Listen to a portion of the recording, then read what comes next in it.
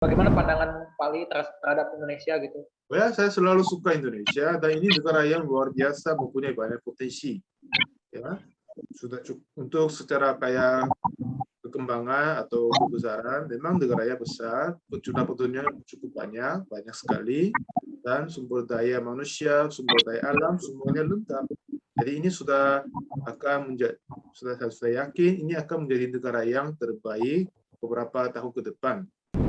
Ada satu pertanyaan yang dalam benak saya selama ini tentang Korea gitu. Korea. Saya ingin bertanya bagaimana perkembangan Kristen saat ini di sana ya, Pak? Akhir-akhir ini turun banyak, turun jauh.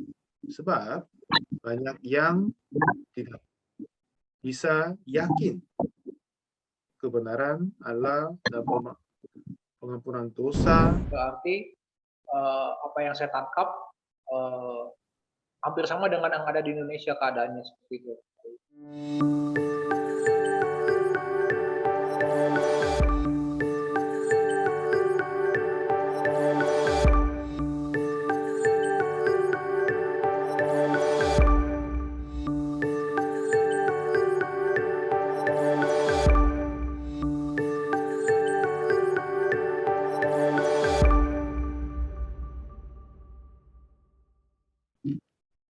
Saya rekam dulu ya. Boleh ya. Oke, jadi salam kenal. Saya sekali lagi Yogi Narodo dari Bandung, Indonesia. Bidang minat saya adalah misi. Nampaknya kita punya samaan ya, menyebarkan Injil tentang Tuhan Yesus ke ujung dunia ya, Pak Pendeta. Bapak Pendeta Li ya, betul ya tadi ya? Betul. Oke. Yang saya tanyakan mungkin sebagai pertanyaan awal, boleh ya Pak, saya bertanya? Ya, silakan. Menurut Bapak Pendeta, kenapa solusi untuk mengampuni dosa manusia gitu harus ada di dalam nama Tuhan Yesus? Tidak bisakah dengan pahala, amal atau ibadah manusia? Baik, Tuhan Yesus, ya jika kita sudah bisa melakukan sesuatu untuk melakukan baik dan dapat menghasilkan kayak kebenaran, akhirnya masuk kerajaan surga. Memang kita butuh kebenaran untuk masuk kerajaan surga. Tapi dengan perbuatan kita, jika itu sudah bisa cukup menghasilkan kebenaran atau membuat, menghasilkan, ya kan? Ya, kalau begitu nggak usah yang penolong datang. Bantu yang bantu nggak usah datang. Tapi buktinya Yesus Kristus diutus oleh Tuhan. Artinya dengan diri kita manusia tidak akan mungkin jadi. Sebab ini Tuhan menanggungkan semua tugas kebenaran manusia pada Yesus. Dan olehnya dia menciptakan atau menghasilkan kebenaran dan memberikan kepada manusia. Sebab itu kita hanya terima saja. Jadilah itu bisa dikatakan kasih karunia secara cuma-cuma dengan anugerahnya. Dan juga Paulus di dalam kitab suci juga Petrus berkata bilang apa? Di Kisah Para Rasul pasal 4 ayat 12. Dan keselamatan tidak ada di dalam siapapun juga selain di dalam Dia. Ini nama artinya Yesus Kristus. Sebab di bawah kolong langit ini tidak ada nama lain yang diberikan kepada manusia yang olehnya kita dapat diselamatkan. Memang ini tujuan Tuhan, maksud Tuhan yang pencipta. Dia hanya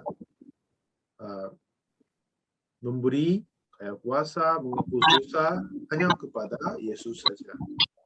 Jadi tidak ada cara lain. Memang kita beribadah, tetapi ibadah kita, persembahan kita, dan semuanya baik. Dan semuanya harus kami lakukan dengan baik-baik. Tapi itu untuk memuji perbuatan Yesus dan Tuhan dan semuanya. Itu tidak akan mengubahkan kita menjadi orang berdosa atau orang benar. Itu hanya kita mengingatkan dan memuji apa yang buat Yesus Kristus saja.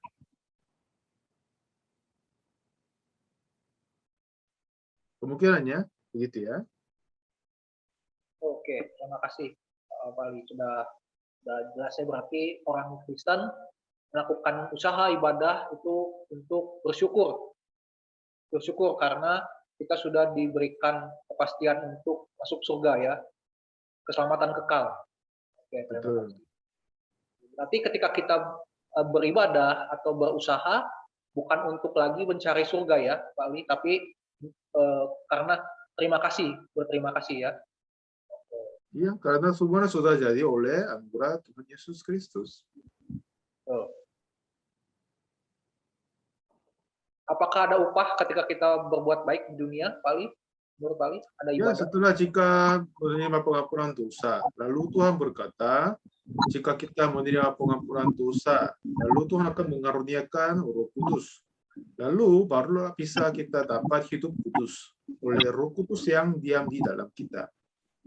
Setelah itu, apa yang kita mengerjakan dengan roh dan kebenaran dan pimpinan Tuhan Roh Kudus, lalu upah kita akan dapat di kerajaan surga pasti.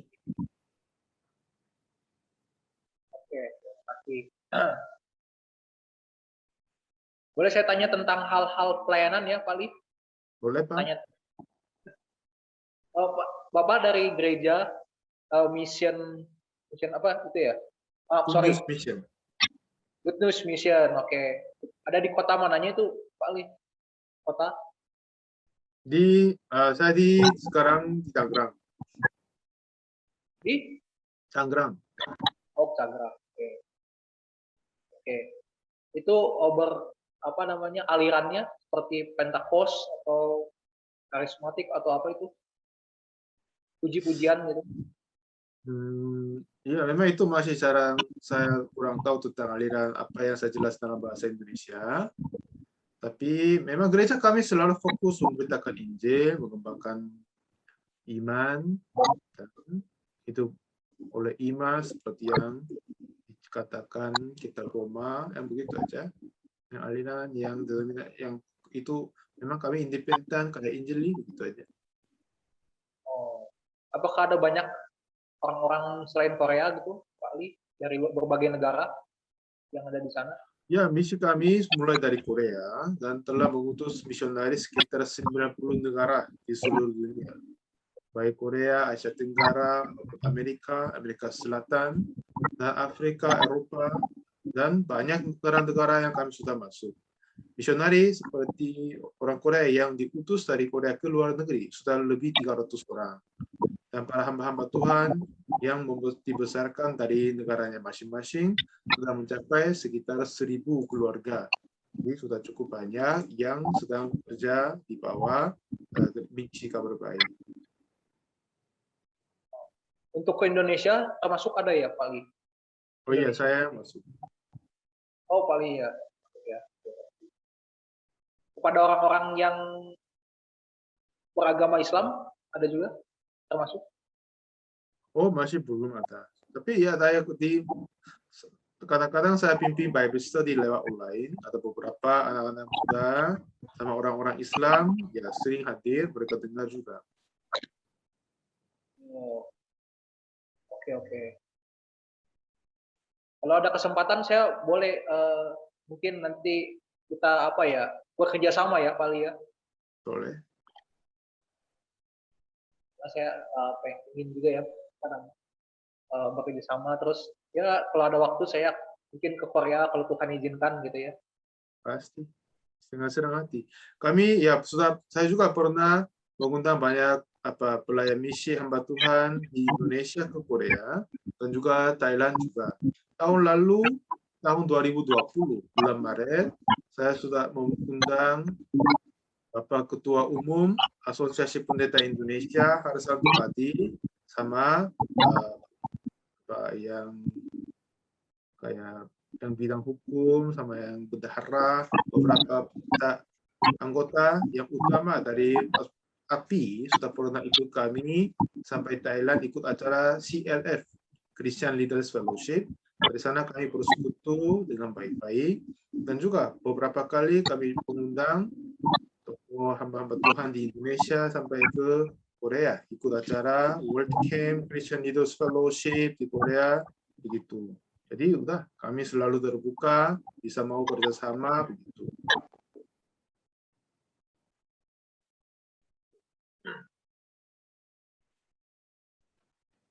Menurut Pak Ali, bagaimana dengan Indonesia, Pak Ali?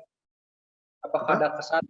Apakah bagaimana pandangan Pak Ali terhadap Indonesia gitu? Oh ya, saya selalu suka Indonesia dan ini negara yang luar biasa mempunyai banyak potensi. Ya, sudah cukup untuk secara kayak perkembangan atau kebesaran, memang negaranya besar, petuna-petunnya cukup banyak, banyak sekali, dan sumber daya manusia, sumber daya alam, semuanya lengkap. Jadi ini sudah akan menjadi, sudah yakin ini akan menjadi negara yang terbaik beberapa tahun ke depan. Dan secara kekristenan juga, saya sudah melihat, memang seperti yang tadi Bapak berkata, negara Indonesia mayoritasnya agama Islam. Tapi secara hukum dan undang-undang memang kepada agama sudah ada bebas dan banyak orang sudah terbuka kepada agama ini dan yang lain.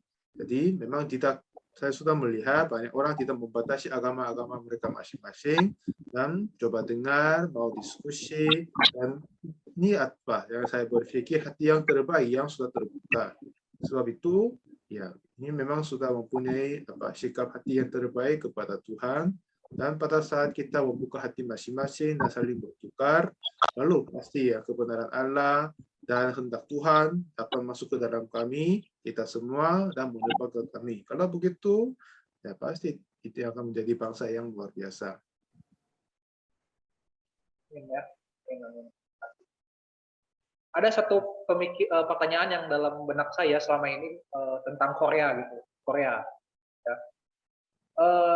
Kalau melihat sejarah, Korea ini kan bukan termasuk maksudnya negara yang Kristen ya, paling ya, bukan mayoritas Kristen gitu. Itu setahu saya begitu paling. Atau apakah itu betul atau salah gitu ya. Tetapi yang saya lihat perkembangannya sampai saat ini Korea termasuk negara di Asia yang pesat ya perkembangan Kristen gitu. Nah, saya ingin bertanya bagaimana perkembangan Kristen saat ini di sana ya, Pak Ali? Apakah sudah semakin hari semakin banyak orang percaya sama Tuhan begitu? Ya, memang negara Korea agak terlambat buka Kristen untuk terima Kristen. Sekitar sejarahnya kurang lebih 100 tahun. Dan setelah Perang Korea tahun 1950, memang sebelumnya dijajah oleh Jepang dan hidupnya susah dan sudah jarang dan sudah jarang dan juga tidak biasa menerima kebudayaan dari luar negeri. Tapi setelah semuanya selesai, ya memang kehidupan orang-orang Korea zaman yang lalu setelah perang sulit dan miskin sekali, kayak paling miskin di seluruh dunia. Memang untuk kesulitan, keadaan-keadaan yang tidak baik, selain ini secara alami ya, memang banyak orang ingin cari kuasa-kuasa yang lebih besar daripada yang mereka milikinya. Jadi apa mereka cari agama Buddha, dan lalu ada agama Kristen, agama Katolik, banyak yang mereka yang cari. Dan kebetulan juga waktu itu ya, setelah tahun 50-an, banyak misionaris diutus dari Amerika, Eropa sampai ke Korea, yaitu oleh para misionaris dari luar negeri ke Korea, mengembangkan banyak orang-orang Kristen percaya kepada Tuhan. Jadi jumlah penduduk orang Korea sekitar 50 juta. Ya. Tapi sekitar 20 tahun yang lalu kekristenan Korea berkembang cepat sekali. Dulu Korea juga dianggap negara yang kayak beragama mayoritasnya Buddha, hanya begitu. Memang ada yang pembebasannya, tapi perkembangan Kristen cepat sekali. Akhirnya itu sudah mencapai sekitar 14 juta, 15 jutaan orang Kristen bisa berkembang. Tetapi akhir-akhir ini turun banyak, turun jauh. Sebab banyak yang tidak bisa yakin kebenaran Allah dan pengampunan dosa dan dilahirkan kembali dalam kekristenan. Jadi seperti yang tadi Pak Pendeta sampaikan juga, banyak para penatua-penatua yang tua yang sudah menjadi pimpinan Kristen yang terbaik, dan para pendeta-pendeta juga pada saat mereka sebelum meninggal dunia takut sekali karena sudah puluhan tahun mereka melayani di gereja, dan mengikuti kegiatan-kegiatan dan semuanya, mempersembahkan semuanya, mentaati perintah kayak tuntunan dari gereja semuanya, tapi masih belum ada keyakinan tentang pengampunan dosa masuk kerajaan surga. Sebab itu akhirnya mereka takut untuk kematian, sebab ke neraka. Lalu akhir-akhirnya mereka mengutuk Tuhan, gereja, dan akhirnya mereka meninggal. Banyak yang terjadi begitu. Jadi banyak yang sudah bosan dan sudah capek atau di gereja tapi masih belum yakin kebenaran Allah dan pengampunan dosa. Jadi sekarang kekristenan di Korea saya dengar itu ya tidak benar, tapi mungkin salah, tapi kira-kira turun jauh banyak, sekitar 5 sampai 7 jutaan sekarang. Jadi turun banyak. Ini sebabnya banyak hamba-hamba Tuhan yang ada di Korea ajar, tidak hanya di Korea tapi banyak di luar negeri pun juga, banyak hamba Tuhan masih tidak begitu jelas mengetahui tentang kebenaran Tuhan di dalam Alkitab dan ajar secara apa yang mereka belajar dari buku teologi atau yang lain-lain. Tuhan sudah mengutus anaknya yang tunggal, Yesus Kristus, untuk menghapus semua dosa dari semua orang. Dan pada saat Yesus mati atas kayu salib dan dia menumpah darah, lalu dia berkata sudah selesai. Artinya menyelesaikan kehendak Tuhan, maksud dan tujuan pengutusannya, yaitu menyelamatkan umatnya dari dosa mereka. Itu dinyatakan dari arti namanya di Matius pasal 1 ayat 21. Tapi banyak orang ya hanya sederhana, simpel kita percaya pengorbanan Yesus sudah cukup mengampuni dosa kita. Kalau begitu nggak ada masalah. Hanya pengorbanan Yesus memperolehnya kita dapat hidup yang kekal. Dengan itu kita masuk ke dalam surga. Ya, tapi banyak orang-orang Kristen zaman ini di Korea mereka tidak berpikir begitu. Tidak hanya Korea, mungkin di luar negeri, di Indonesia sama Amerika banyak yang begitu. Sebab mereka setiap hari berdosa. Dan kiranya mereka orang-orang berdosa. Tetapi apakah kuasa darah Yesus hanya terbatas sampai tahun tertentu atau kepada orang yang tertentu atau jumlah beberapa dosa tertentu? Tidak. Itu untuk selamanya dan semuanya sudah cukup besar daripada semua dosa yang kita bisa manusia akan berbuat. Sebab ini jika kita hanya cukup bisa mempercaya pengampunan dosa kuasa darah Yesus, iya pasti semuanya diampuni, sudah bisa yakin semua dosa kita telah diampuni. Dan hanya kita menghargai itu dan yakin itu. Dan kita sudah cukup bisa yakin pengampunan dosanya. Tapi sebab mereka tidak terasa dan berpikir bahwa mereka tidak akan terima itu. Sebab ini kayaknya jadi mereka percaya pikirannya diri, perasaannya diri daripada kebenaran Allah.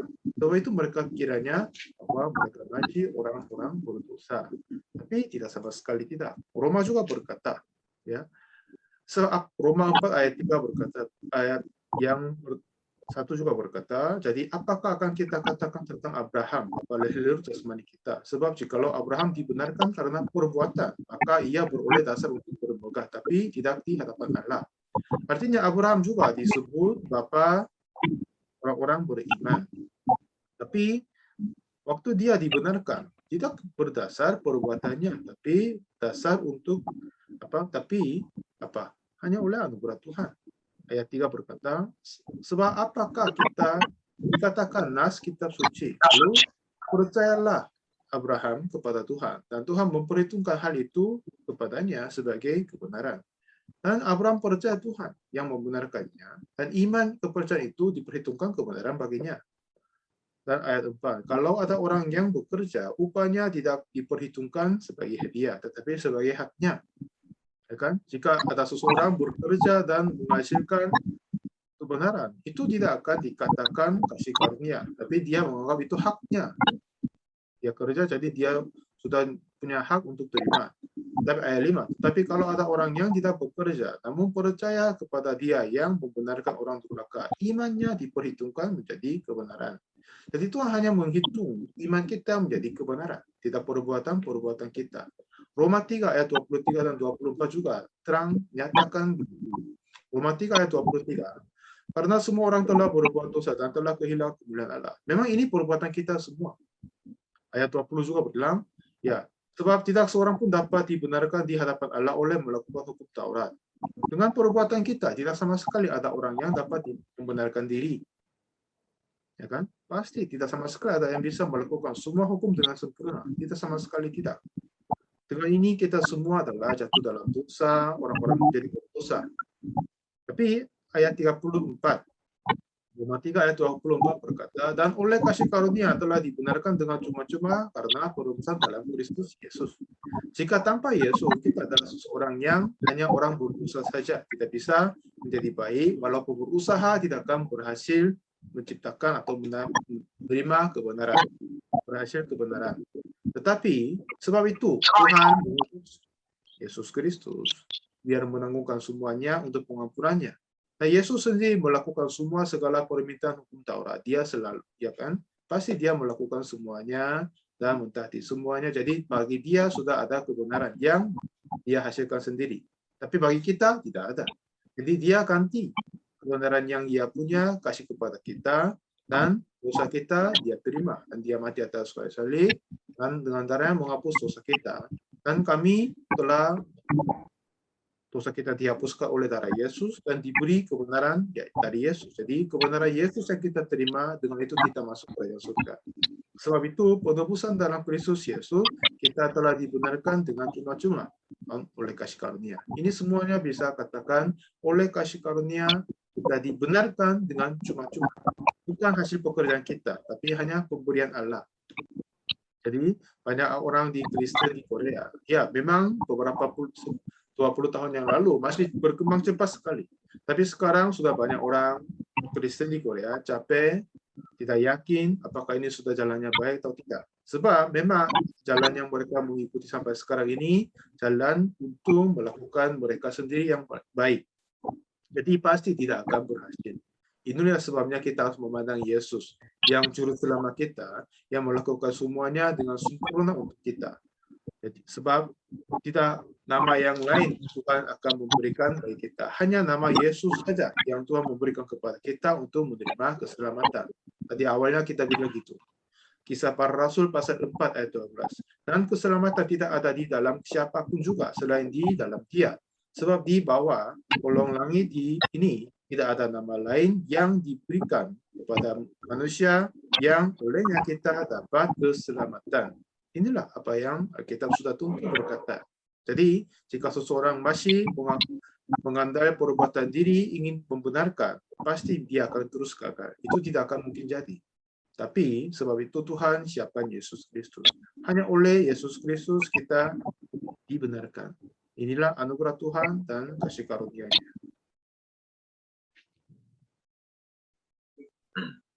Terima kasih penjelasannya, Pak Ali. Berarti apa yang saya tangkap hampir sama dengan yang ada di Indonesia keadaannya seperti itu. Kebanyakan di Indonesia di dalam pedalaman-pedalaman gitu suku-suku mereka tetap mengaku memiliki identitas seorang Kristen, agama Kristen gitu. Tapi ketika ditanya apakah dia pasti akan masuk surga, itu mereka bilang mudah-mudahan gitu ya. Mudah-mudahan, belum tentu. Ya, berarti perlu adanya peneguhan. Apakah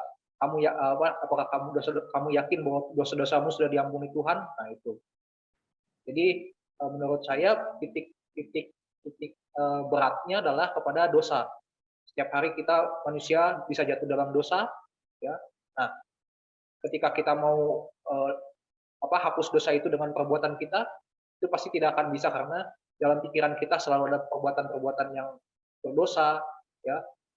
Dan itu kita tidak bisa mau berusaha seperti apapun, ya. Pasti akan lebih banyak dosa-dosa kita. Nah, karena itu Tuhan Yesus sendiri yang sudah berkorban untuk kita juga sudah menebus dosa-dosa kita yang akan datang. Gitu. Ya itulah korban yang sempurna. Itu sih menurut saya Pak Wi. Jadi hanya dalam nama Tuhan. Ya, Yesuslah yang dapat hapuskan sempurna. Kita tidak bisa. Tidak bisa, betul. Dan setelah kita menerima Tuhan Yesus seperti apa yang Kolose pasal 2 dikatakan ayat 6 sampai 7 ya. Kamu telah menerima Kristus Yesus Tuhan kita, karena itu hendaklah hidupmu tetap di dalam Dia, hendaklah kamu berakar di dalam Dia dan dibangun di atas Dia, hendaklah kamu bertambah teguh dan dalam iman yang telah diajarkan kepadamu, dan hendaklah hatimu melimpah dengan syukur. Itu di Kolose pasal 2 ayat 6 sampai 7. Jadi setelah kita terima Tuhan Yesus, hendaknya tetap kita berakar berakar dan bertumbuh di dalam Tuhan. Itu yang bisa saya dapatkan sih, saya bagikan. Betul. Awalnya kita adalah tunas liar yang tidak baik, tapi telah dicakup kepada zaitun yang penuh getah. Jadi kita menjadi bagian dalamnya. Sebelum kita menerima pengampunan dosa, bagaimanapun kita berusaha, kita tidak akan menjadi pohon yang baik seperti yang Yesus berkata di Matius pasal 7. Pohon tidak baik tidak akan menghasilkan buah yang baik, tapi pohon yang baik saja akan menghasilkan buah yang baik. Untuk kita hidup dengan baik-baik dan bermanfaat dan bermakna, kita harus dipotong dari pohon yang lama dan dicampurkan kepada pohon zaitun yang penuh getah. Akhirnya akan mendapat bagian daripadanya. Nah, ini artinya kita bertobat dari diri dan percaya Yesus dan berhubung dengannya. Lalu hidup oleh Yesus baru bisa dimulai. Oke, terima kasih Pak Li. Saya tanya lagi Pak Li, tantangan terbesar Pak Li saat ini dalam pelayanan apa ya? Di Korea gitu. Apa tantangan dalam pelayanan gitu?